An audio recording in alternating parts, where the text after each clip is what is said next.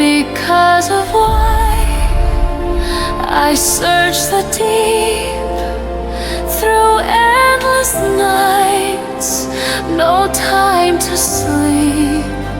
The call inside I can't deny. I'll find the light because of why. So, what actually makes a country a great place to live? Is it about feeling safe, having great social support, or is there something else, like a unique way of thinking? Well, today, we're going to dig into how one small country, Iceland, seems to have cracked the code. All right, let's just start with a fact that is honestly pretty mind-blowing.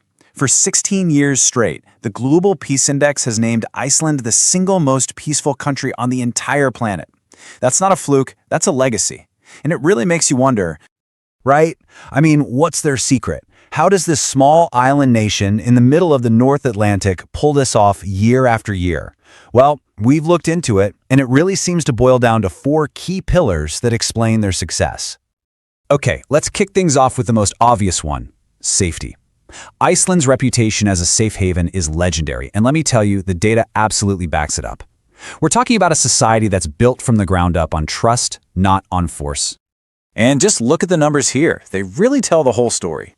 A crime index of 25.4, I mean, that's not just low. That's practically off the charts low.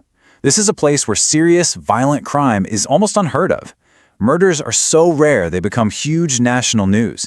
And that creates this deep sense of calm in the community, where kids can still just play outside without a worry.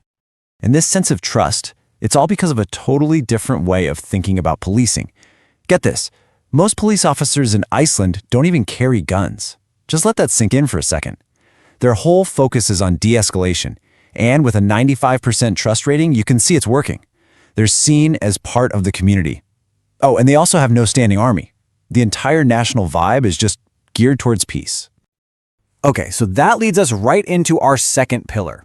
You see, a society this peaceful doesn't just happen by accident. It's held together by this incredibly strong social fabric, a system people often call the Nordic model. So what is this Nordic system anyway? Well, at its heart, it's all about teamwork. You've got employers, unions, and the government all working together, not fighting against each other. The whole point isn't for one side to win, it's to build a society that works for everyone, with fair wages, safe workplaces, and a ton of social trust. This quote from someone who actually lives there really hits the nail on the head. Yeah, the taxes can be high, no doubt. But that money creates a safety net that's just rock solid. Universal health care means getting sick won't bankrupt you.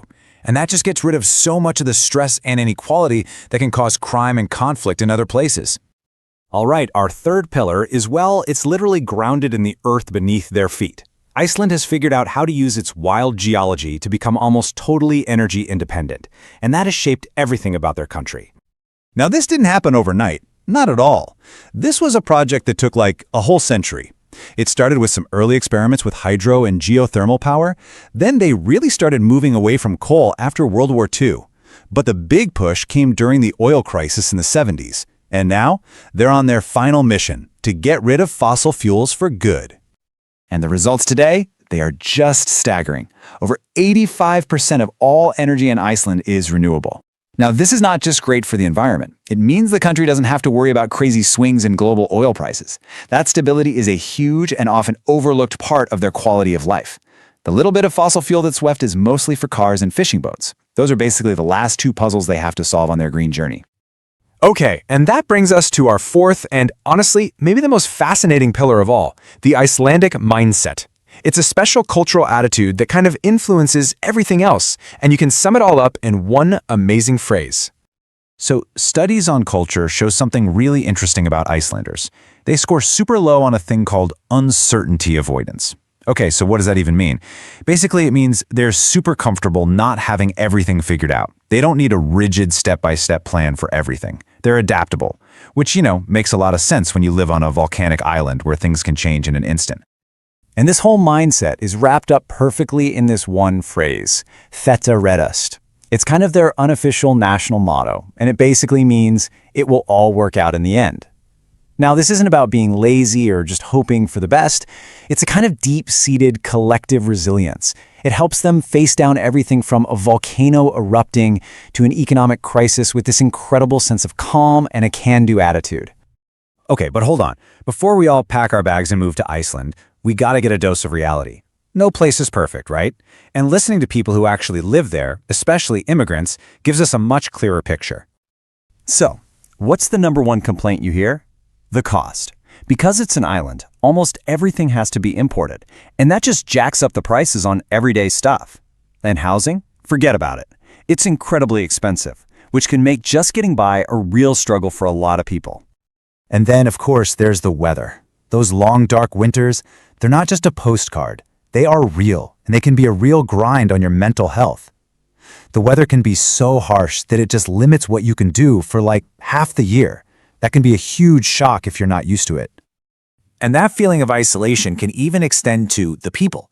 You see, Icelandic communities are super tight-knit. We're talking friend groups and families that go back for generations. That's amazing for them, but it can make it really, really hard for newcomers to break in and form those deep friendships, which can lead to feeling pretty lonely, even in the safest country in the world.